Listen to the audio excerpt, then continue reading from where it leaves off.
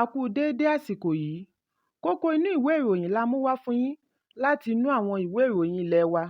Orúkọ tèmi ni Ọmọgbémisọ́lá ọmọ Alọ́gọ̀madẹ̀. Ìjọba àpapọ̀ ti kéde ọjọ́ 1 oṣù karùn-ún, ìyẹn ọjọ́ Ajé tí ó ń bọ̀ gẹ́gẹ́ bí ọjọ́ ìsinmi láti sààmì ayẹyẹ ọjọ́ àwọn òṣìṣẹ́. Mínísítà abẹ́nú ọ̀gbẹ́ni Rauf Arẹ́gbẹ́ṣọlá ló ṣe ìkéde yìí ní àná ọjọ́ Ẹtì. Arẹ́gbẹ́ṣọlá nínú àtẹ̀jáde tí akọ̀wé àgbà fún mínísítà abẹ́nú Shuaib Bello bu ọwọ́ lù ni ó ti gbé òṣùbà káre fún àwọn òṣìṣẹ́ orílẹ̀-èdè fún iṣẹ́ àṣekára, àìsinmi àti ìfarajìn wọn. Ó fi kún un wípé àwọn òṣìṣẹ́ ń kó ipa ribiribi nínú ìdàgbàsókè orílẹ̀-èdè ní èyí tí ó ń fún ilẹ̀ wa ní iyì láàrin àwọn orílẹ̀-èdè mìíràn. Ẹ̀kúnrẹ́rẹ́ ìròyìn yìí wà nínú ìwé ìròyìn Daily Post tó jáde lónìí. Ààrẹ àṣẹ̀ṣẹ̀yàn Bọ́lá Ahmed Tinubu darapọ̀ mọ́ Ààrẹ Muhammadu Buhari lánàá láti kírun Jumat ní mọ́ṣáláṣí ilé agbára ní Àbújá. Àwọn tí wọ́n jọ kọ́wọ̀ọ́rìn ní agbẹnusọ fún ilé ìgbìmọ̀ aṣojú-ṣòfin Fẹ́mi Gbàjàbíàmílà pẹ̀lú àwọn amúgbálẹ́gbẹ̀ẹ́ àti àwọn ẹ̀ṣọ́. Chief Imam mọ́ṣáláṣí ọ̀hún Ustad Abdulwaheed Sulaiman ni ó darí ètò àdúrà rakat méjèèjì. Lára àwọn tí wọ́n jọ pèsè síbi àdúrà náà láti rí olórí ilé ìgbìmọ̀ Alhassan Ado Doguwa, agbẹjọ́rò ìjọba àpapọ̀ Abubakar Malami àti olùbádámọ̀ràn fún ààbò ajagunfẹ̀yìntì Babagana Munguno.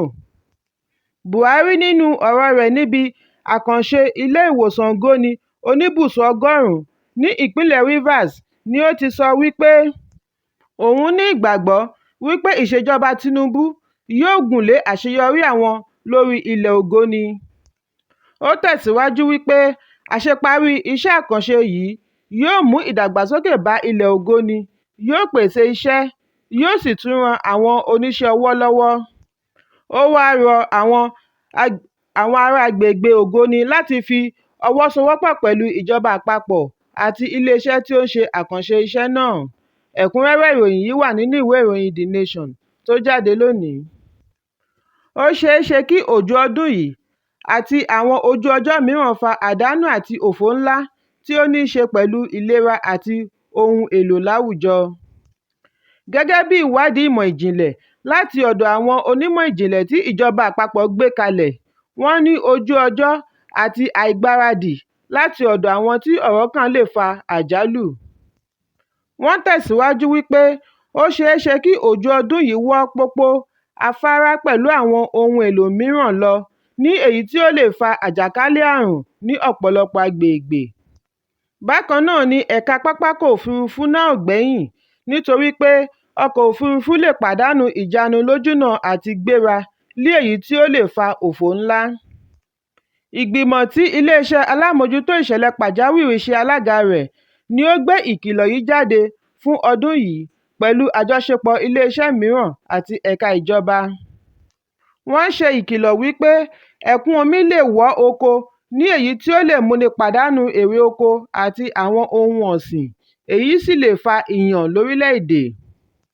Pàápàá jùlọ, ìgbìmọ̀ náà sọ àsọtẹ́lẹ̀ ojú ọjọ́ tí ó lè yí padà láti fa àrùn ibà, àrùn onígbáméjì àti àwọn àrùn mìíràn láti inú afẹ́fẹ́. Ẹ̀kúnrẹ́rẹ́ ìròyìn yìí wà nínú ìwé ìròyìn Punch tó jáde lónìí. Ọwọ́ iléeṣẹ́ aláàbò the Nigerian Security and Civil Defence Corps ti tó àwọn 11 kan pẹ̀lú àfisùn wípé wọ́n ń ṣe òwò bíbẹ àgbá epo ní orígun mẹ́rẹ̀ẹ̀rin ìpínlẹ̀ Rivers. Adarí ikọ̀ ìpínlẹ̀ náà Michael Oga ló sọ eléyìí di mímọ̀ fún àwọn akọ̀ròyìn ní ìlú Port Harcourt. Ó ní ikọ̀ tí ń ṣe pàráàrò fún ilẹ̀ àti orí omi ni wọ́n fi ọwọ́ ṣìkún òfin mú àwọn afẹ̀sùnkàn wọ̀nyí. Ọkọ̀ tí epo rọ̀bì lítà rẹ̀ tó 14,500 ni wọ́n yọ̀ǹda sílẹ̀ tí ọwọ́ sì tó ní ẹnubodè ìpínlẹ̀ náà. Ẹ̀kúnrẹ́rẹ́ ìròyìn yìí wà nínú ìwé ìròyìn Punch bákan náà. Lánàá ni ọ̀kan lára àwọn aláàbò ìlú tí a mọ̀ sí fijilantè dóòlà ẹ̀mí ọmọdé jòjòló kan tí wọ́n jù sí ibi ìdalẹ̀nù tí ó wà níwájú ibùdókọ̀ Mile 3 ní agbègbè Diobu ní ìlú Port Harcourt, ìpínlẹ̀ Rivers. ọmọ náà tí kò lè ju ọmọ wákàtí 6 lọ ni wọ́n wé pẹ̀lú ìbí rẹ̀ sínú páálí. Olórí àjọ fìjìláńtẹ́ àgbègbè náà, Godtime Ihuwo, sọ wípé àwọn ń ṣe ìpàróòró nígbà tí àwọn gbọ́ igbe ọmọ náà láti ibi ìdalẹ̀nù.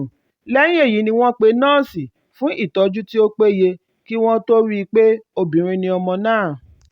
Ní báyìí, wọ́n ti gbé ọmọdé jòjòló ọ̀hún náà lọ sí àgọ́ ọlọ́pàá fún àkọọ́lẹ̀. Ẹ̀kúnrẹ́rẹ́ ìròyìn yìí wà nínú ìwé ìròyìn The Guardian tó jáde lónìí. Ìjọba àpapọ̀ sọ lánàá wípé ọ̀pọ̀lọpọ̀ ọmọ orílẹ̀-èdè Nàìjíríà tí wọ́n ti kó kúrò ní orílẹ̀-èdè Sudan látàrí ogun abẹ́lé tí ó bẹ́ sílẹ̀ ni wọn kò fún ní àǹfààní láti kọjá ní ẹnu bodè lọ sí orílẹ̀-èdè Egypt níbi tí wọn yóò ti ní àǹfààní àti wọ ọkọ̀ òfurufú padà sí orílẹ̀-èdè Nàìjíríà. Alága fún àwọn ọmọ Nàìjíríà tí wọ́n ń gbé nílùú òkèèrè, Àbíkẹ́ Dábírèwà, ni ó sọ eléyìí nínú àtẹ̀jáde tí agbẹnusọ àjọ náà Gabriel Odù gbé jáde nílùú Àbújá. Ó ní ọmọ orílẹ̀-èdè Nàìjíríà wà lára àwọn 7,000 èrò tí ìjọba orílẹ̀-èdè Egypt kọ̀ láti jẹ́ kí wọ́n kọjá ẹnu bodè bí wọn kò bá ní ìwé ìrìnnà tí a mọ̀ sí visa. Àjọ náà wá rọ àwọn tí ọ̀rọ̀ náà kàn láti fi tọmọnìyàn ṣe kí wọ́n jẹ́ kí oníkálukú kọjá lọ sí orílẹ̀-èdè rẹ̀ nílẹ̀ adúláwọ̀, pàápàá jùlọ àwọn tí ń gbé ìgbésẹ̀ lórí ọ̀rọ̀ náà. Ẹ̀kúnrẹ́rẹ́ ìròyìn yìí wà nínú ìwé ìròyìn Vanguard tó jáde lónìí. Aya ìlúmọ̀ọ́ká alẹ́nulọ́rọ̀ Olóyè Razak Ọkọ́yà ni ó ṣe ayẹyẹ oníbejì láti fi sààmì ayẹyẹ ọjọ́ ìbí rẹ̀ àti ìgbéyàwó rẹ̀. Arẹwà àti aláfẹ́ ènìyàn Alhaja Fọláṣadé Ọkọ́yà ni ó ṣe ayẹyẹ 56 ọjọ́ ìbí rẹ̀ àti ìgbéyàwó rẹ̀ tí ó pé ọdún 24. Fọláṣadé tí í ṣe ọ̀gá iléeṣẹ́ Eleganza ṣe ìgbéyàwó pẹ̀lú Ọkọ́yà nígbà tí ó wà ní ọmọ ọdún 21. Ìgbéyàwó náà sì so èso ọmọ 4. Ẹ̀kúnrẹ́rẹ́ ìròyìn yìí wà nínú ìwé ìròyìn Nigerian Tribune tó jáde lónìí. Kókó inú ìwé ìròyìn tòní kò ní jù báyìí lọ. Ẹ pàdé mi ní ọjọ́ Ajé Monday fún àkọ́tún. Kí a tó lọ, ẹ má ṣaláì fi àríwísí yín ránṣẹ́, ìyẹn comment, kí ẹ sì bá wa subscribe sí ojúnà wa lórí YouTube kí Kókó Inú Ìwé Ìròyìn lè máa tẹ̀ yín lọ́wọ́ ní kíákíá.